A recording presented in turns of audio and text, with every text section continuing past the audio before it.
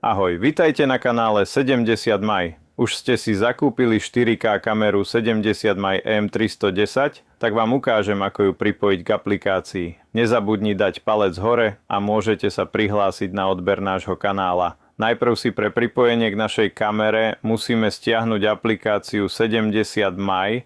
Ukážem vám ako, ale najskôr spustíme kameru. Nezabudnite, že pri kamere bez displeja sa všetky zmeny vykonávajú v aplikácii 70 maj, takže sa oplatí si ju nainštalovať, pretože ju budeme potrebovať pri prvom zapnutí. Nezabudnite používať kvalitné pamäťové karty. Iba tieto karty zaistia správny výkon kamery. Tieto karty musia byť rýchle, najlepšie z radu Endurance. Odporúčame karty Lexar alebo 70 maj. Vložte pamäťovú kartu a pripojte aplikáciu na aktiváciu palubnej kamery. Požiada vás o aktiváciu a formátovanie karty. Teraz prejdime do aplikácie. Tu uvidíte náhľad toho, čo v aplikácii mám. Ukážem vám to krok za krokom. Spustite aplikáciu 70 maj, ktorá vyzerá takto, a pomocou znamienka plus hore pridajte nové zariadenia.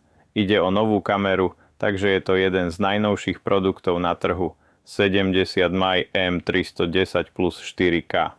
Kliknite na ňu a uvidíte tu informácie pre povolenie Wi-Fi hotspotu. Jediným tlačidlom hotspot zapnete alebo vypnete. Kliknite naň, vyberte ho a kliknite na ďalej. Potom sa pripojte. Teraz prejdite do nastavenia Wi-Fi a nájdite svoju kameru, ktorá je tu uvedená. Kamera má heslo od 1 do 8, takže toto heslo zadáme tu, pokiaľ k tomu budete vyzvaní, a vrátime sa do aplikácie. A tak sme si vlastne prešli celým procesom. Teraz máme rýchly prehľad, vyberieme jazyk.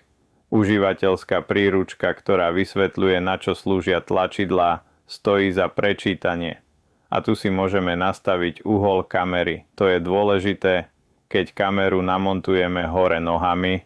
Môžeme ju otočiť o 180 stupňov, kliknite na hotovo a teraz máme monitorovanie parkovania. Monitorovanie parkovania môžeme okamžite nastaviť, ako náhle máme kameru pripojenú k hardvéru, nášmu napájaciemu zdroju pre parkovací režim, pokiaľ ho chceme používať. Tu si hneď od začiatku môžeme vybrať, čo má byť povolené, čo má byť zakázané a ako dlho má vydržať. Kliknite na ďalej. Potom sa zobrazí, že kamera má hlasové povely.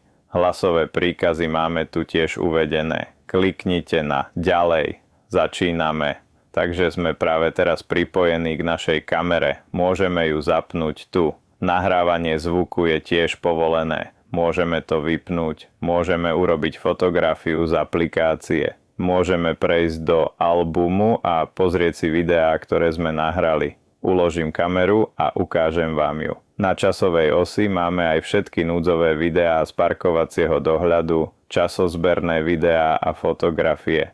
Všetky si ich môžeme pohodlne prezrieť. Môžeme tiež zmeniť nastavenia kamery. Máme teda formát kódovania videa. Vysoký, nízky a kompresný. Myšlienka je taká, že pri vysokej kompresii sa video ukladá v inom kodeku, ktorý zaberá oveľa menej miesta, alebo pri nízkej kompresii, kde je kvalita o niečo lepšia, ale súbory sú obrovské. A pokiaľ zvolíme nízku kompresiu, nebudeme môcť nahrávať v 4K. Potom rozlíšenie. Tu máme rozlíšenie Full HD alebo 4K. Predvolené nastavenie je 4K. Doba nahrávania, dĺžka jednotlivých klipov 1 minúta, 2 minúty alebo 3 minúty.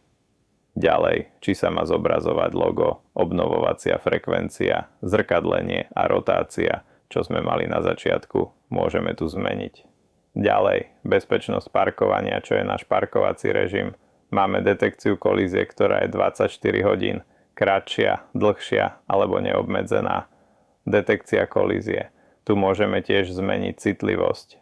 Môžeme povoliť okamžitú reakciu alebo reakciu po 5 minútach a indikátor, naša zelená LED dióda, či má svietiť alebo nie. Ďalej, inteligentné cestovanie, núdzové video. Takže tu máme citlivosť senzora. keď riadime a narazíme, môžeme povoliť jeho citlivosť alebo vypnúť hlasové ovládanie.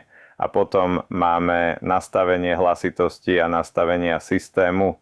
Môžeme tiež aktualizovať našu kameru pomocou aplikácie, ale o tom vám poviem viac v ďalších epizódach. A teraz môžeme prejsť k náhľadu, čo je okamih, keď sa pripojíme ku kamere, k albumu, sa môžeme rýchlo dostať z aplikácie. Tu z hlavnej obrazovky môžeme tiež zmeniť nastavenia zariadenia. To je rovnaké ako po pripojení, album, nastavenie a správa.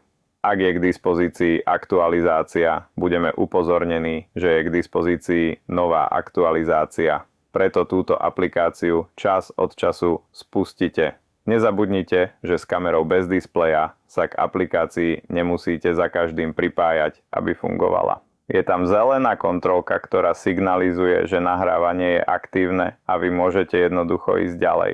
Nemusíte sa k aplikácii za každým pripájať. Nezabudnite tiež, že pokiaľ máte v aute CarPlay alebo Android Auto, musíte sa od tohto systému odpojiť. To znamená, že váš telefón musí byť od CarPlay alebo Android Auto odpojený, inak sa nebudete môcť pripojiť. Po pripojení sa môžete znova pripojiť. Nezabudnite dať palec hore. Ak sa vám video páčilo, prihláste sa na odber nášho kanála a uvidíme sa v ďalších epizódach. Ahoj.